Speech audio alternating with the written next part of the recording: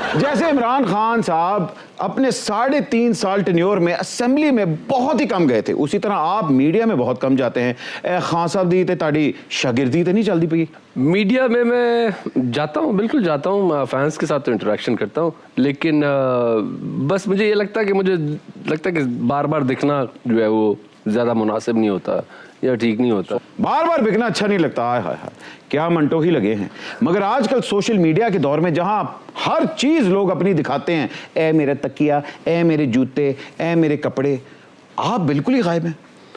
मुझे तो इस बात से भी इतराज़ नहीं होता कि मैं अपने कपड़े रिपीट कर लेता हूँ, बिकॉज मेहनत दी कमाई है यार, खरीदी है, आप पे खरीदी, किराए दे तो नहीं लेते। यू नीड टू, तो जोड़ा फिर से पहन सकते हैं, क्यों नहीं। म्यूजिक के महाज पर और सबसे बड़ा सूरमा कहलाने पर ये जलालुद्दीन अकबर अपने अंदाज में आपको खराज तहसीन पेश करेंगे। सर तुसी 32,000 हो रहे हो।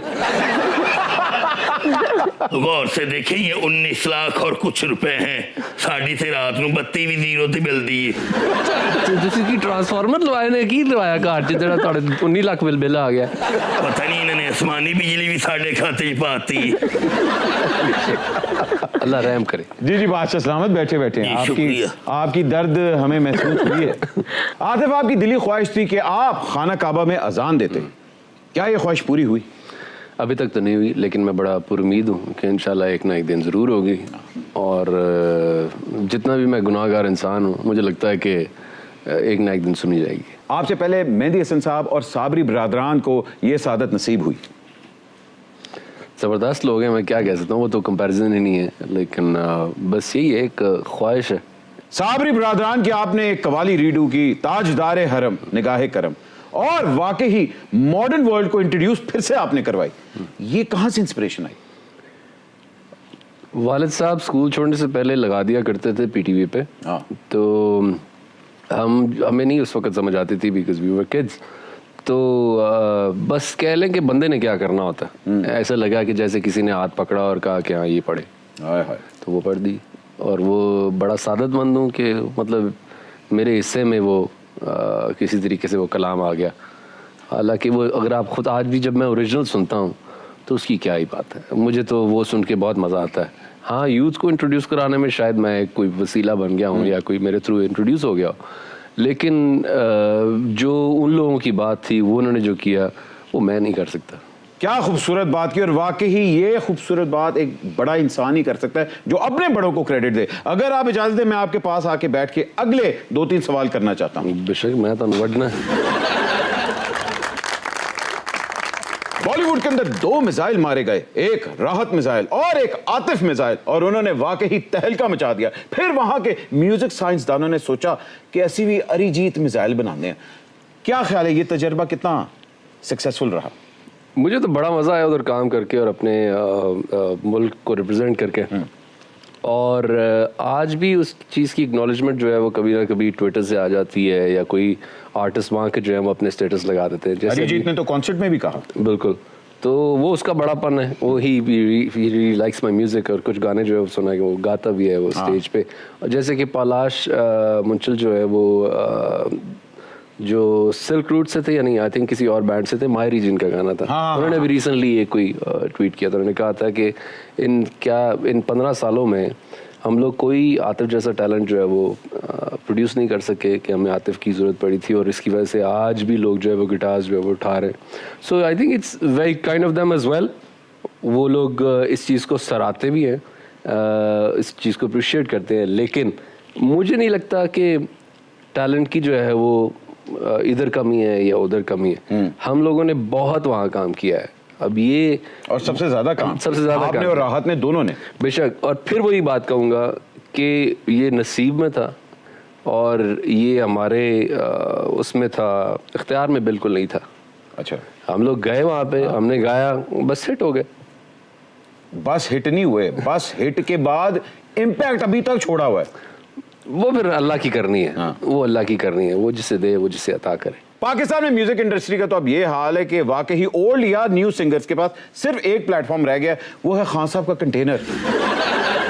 तो म्यूजिक के इस डाउनफॉल पे आप क्या कहेंगे? कुछ आ भी रहे हैं नए लोग, गा रहे हैं, सोशल मीडिया पे कर रहे हैं काम। हाँ, उतने बड़े लेवल पे नहीं कर रहे, लेकिन थोड़ी सी एक अजीब सी बात है, अजीब सी बात लगती है, क्योंकि अभी मुल्क ही नहीं ठीक है, खाने को पैसे नहीं है, खाने को रोटी नहीं है, खाने को कुछ नहीं है, रहने के लिए जगह नहीं है, ना म्यूजिक बना के की कर लेगा, you know what I mean. लेकिन म्यूजिक से ऐसे ऐसी चेंजेस आई हुई हैं, पॉलिटिकल हो या स्पिरिचुअल, म्यूजिक तो वहां होता है। हाँ, ये वैसे आपसे बेहतर कौन जान सकता है, बिकॉज मैडम जी ने जो किया है म्यूजिक के साथ, यू नो, जब वॉर थी, जब उन्होंने कहा, क्या बात है। हाँ, शायद आजकल के आर्टिस्ट में इतना जो है वो दमशम नहीं है कि वो रेवोल्यूशन ला सकें किसी ना किसी तरीके से, बिकॉज आप कोई भी एक्सप्लिसिट सी बात करते हैं तो आपको रोक दिया जाता है, वो है कि कर रहे हैं। तो वो आप जब दिल की बात कह ही नहीं सकते, बोल नहीं सकते, बात नहीं कर सकते। आतिफ, आप अभी मैडम नूरजहां की बात कर रहे थे और जो भट्ट हैं वो इनके नवासे हैं, तो आप मुझे ये बताएं, जो सिंगर बरादरी है वो अहमद अली भट्ट को उनके नवासे होने के 10 नंबर देंगी? यार वो फोन जरा पढ़ाना, मैं जरा पूछना किसी ने। मेरी बिड्डी दिन तेरे फोन करने लगी। मैं इल्जाम जरा होने से पाता रहा क्या। ये मैं आपको बता दूं, आतिफ की बेगम और मेरी बेगम बहुत अच्छी दोस्त हैं, और अक्सर ऐसी ऐसी मुझे बातें पता लगती हैं कि आपने ये कर दिया, मैं कहा है, हम हमारे से ज्यादा वो आपस में बातें करती हैं। हाँ, वो तो खैर क्या कह सकता हूँ उनके बारे में। दो हस्बैंड बैठे हैं ऐसा करके। जी बिल्कुल, आप ठीक कह रही हैं, आप बिल्कुल ठीक कह रही हैं। क्या ख्याल है अहमद? बिल्कुल ठीक कह रही हैं सर, आप कभी गलत कह नहीं सकती। बिल्कुल बिल्कुल। आगे शो बढ़ाएं। बिल्कुल।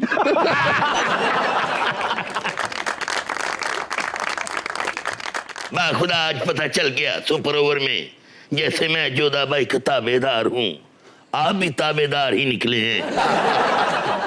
ताबेदार होते ताई अच्छे बैठे वाले तक।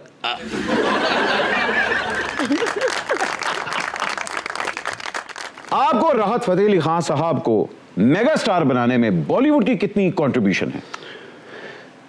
सबसे पहले कंट्रीब्यूशन यहाँ की है, बिकॉज मुझे राहत साहब का नहीं पता, बिकॉज मेरी एल्बम जो थी वो यहाँ पहले रिलीज हुई थी। हाँ। पहले यहाँ आई थी, यहाँ पे आदत हिट हुआ था, वो लम्हे हिट हुआ था, फिर महेश भट्ट साहब ने वहाँ बुलाया था। बिल्कुल।